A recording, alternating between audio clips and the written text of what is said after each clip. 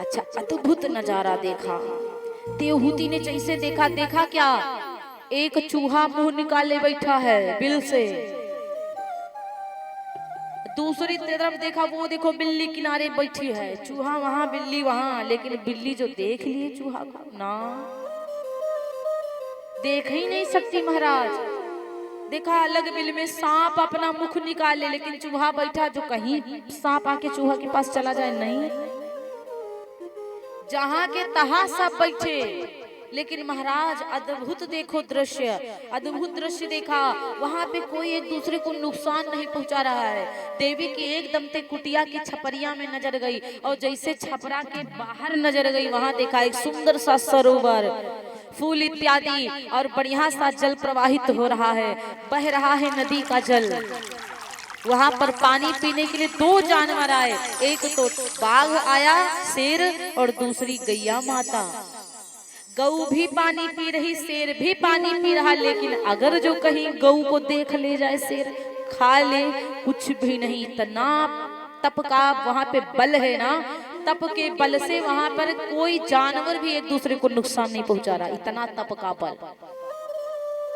तप बल रचई प्रपंच विधाता, तप के बल से ब्रह्मा जी भी इस पृथ्वी की रचना किए हैं, और तप के बल से शंभु जी इस पृथ्वी का श्रृंगार करते हैं, और तप के बल से नारायण संसार का पालनहार हैं, संसार का पालन पोषण करते हैं महाराज। ऐसा तप का बल देखा वहां पे, एक दूसरे को कोई पहुंचा नहीं सकता कष्ट। ये दृश्य देख ही रही थी कि बाबा जी ने कहा, देखा देवी हमारी कुटिया। देवी ने कहा, धन्य है प्रभु, मैंने आज ना आपको आपको अपना पति बनाकर मैं कृतार्थ हो गई स्वामी। बातें एक दो हुई कि बाबा जी कहने लगे, बैठो देवी, और देवी एक किनारे बैठी, और बाबा भी एक किनारे बैठे, और जैसे बैठे एकदम से आंखें बंद होने लगी। देवी जी देखती कि देखती रह गई, और बाबा जी एकदम से आंखों को बंद कर लिया, पता नहीं क्या आराम से बैठ गए। लेकिन देवी के हिम्मत नहीं है कि हम पति को जगा दें कि स्वामी उठिए, क्या कर रहे हो स्वामी, ना बोल तक नहीं पाई। आज देवी देवहूति बैठी रही, और बाबा तपस्या में लीन हो गए। फिर नई नवेली दुल्हन आई, नई नवेली अभी कितने दिन आते ही नहीं हुआ देर, और उधर तपस्या करते देर नहीं महाराज। आजकल होता तो 50 शिकायतें पहुंच जाती, अरे हम आदमी तो हमसे बोलते ही नहीं है, हमसे बात ही नहीं करता है, इसका मतलब प्रेम नहीं। अरे पति पत्नी का प्रेम ये नहीं कि है आपसे हर वक्त बातें किया जाए, हर वक्त आपको समय दिया जाए। कभी भगवान को भी समय दे दो, भगवान के भजन में भी समय दे दो, ये समय दीजिए प्यारे। सब्र रखो, धैर्य रखना जीवन में बहुत जरूरी होता है। लहराते हुए पानी में कभी चेहरा नहीं दिखा करते, और इतनी जल्दी जल्दी ना चलो कि पीछे घर छूट जाए और तुम आगे निकल जाओ। इसीलिए कभी कभी ना जीवन में धीरे धीरे चलना अति आवश्यक होता है। देवहूति कुछ नहीं बोली, आराम से बैठी हैं। देखा स्वामी लीन हो गए, लेकिन एक बार नहीं कही कि स्वामी क्या कर रहे हैं आप, ना एक बार नहीं कही।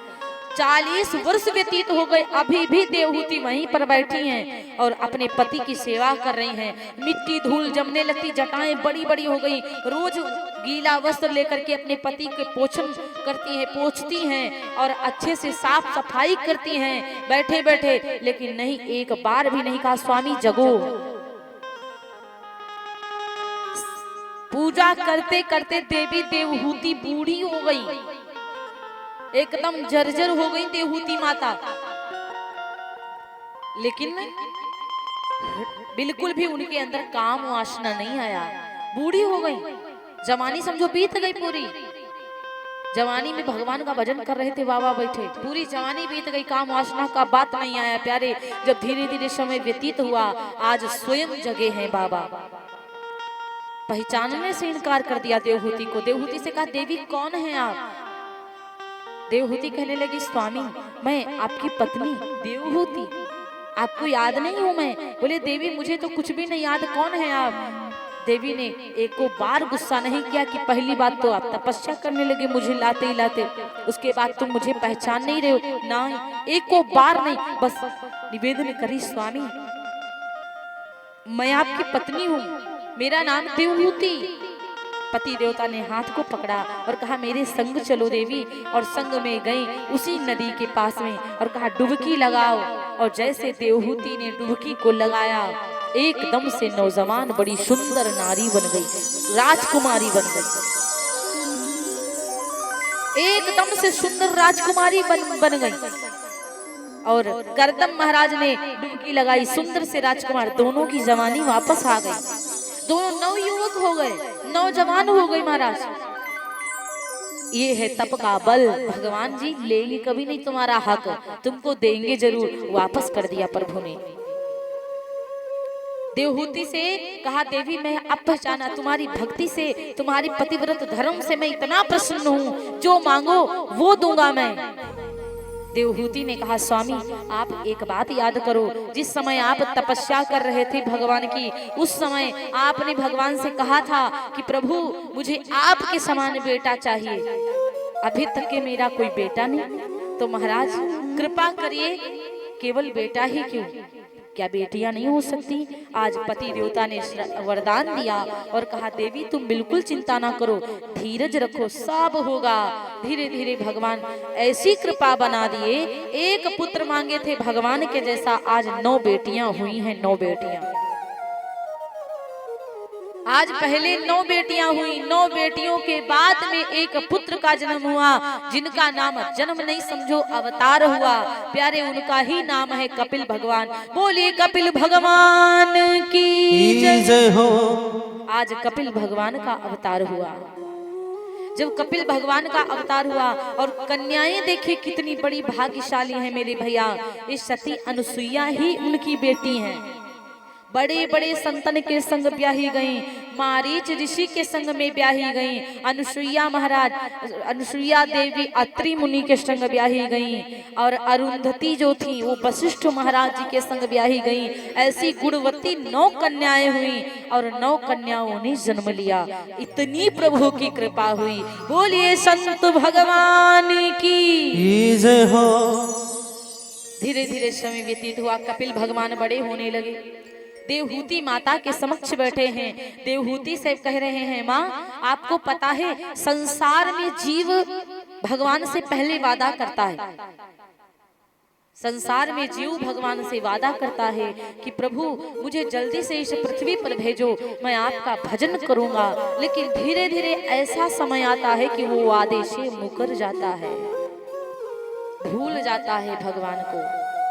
ये याद नहीं रखता है कि मैं सब कुछ कर रहा हूँ, केवल मुझे नाम लेना है, ना कोनो पैसा पड़ना, ना रुपया लगना, कुछ खाली कुछ मतलब जाना नहीं है, वो नाम लेना नहीं चाहता। भगवान ने सुंदर सा मुखार बिंदु क्यों बनाया? भगवान का नाम लेने के लिए। बोली जय श्री कृष्ण। भगवान ने हाथ क्यों बनाया? अच्छे कार्य करने के लिए। हाथ बनाया दान करने के लिए, हाथ बनाया किसी भूखे को भोजन पवाने के लिए, हाथ बनाया है जोड़ने के लिए, हाथ बनाया ताली बजाने के लिए। लेकिन इन्हीं हाथों से लोग बांका चलाते हैं, इन्हीं हाथों से लोग बोकसों को खाते हैं। भगवान ने इसलिए हाथ नहीं बनाया, इन्हीं हाथों से गलत कार्य किया जाता। प्यारे गलत कार्य क्यों?